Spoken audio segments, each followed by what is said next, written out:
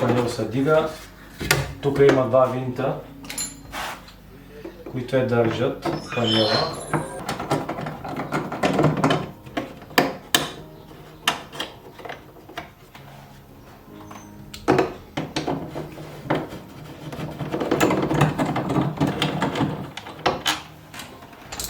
След като ги развоите тези два винта отгоре, има тук отдолу два винта с Т20 са.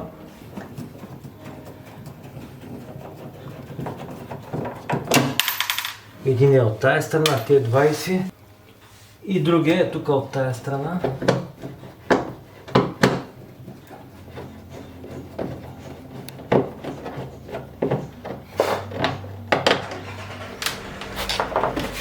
И вече има щипки.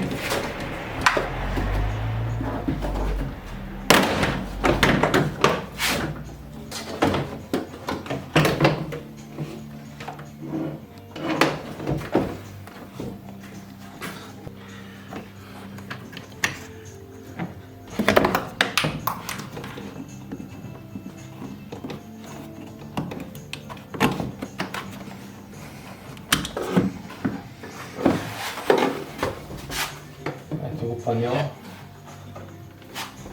Това панелче е на щипки също.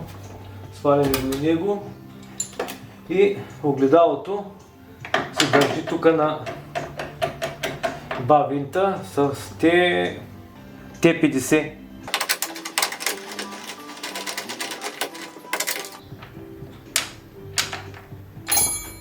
Ето ги, единия.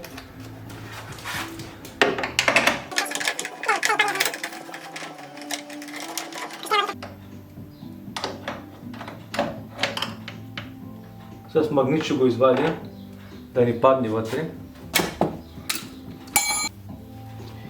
Да изключим и огледалото, ето го кабело.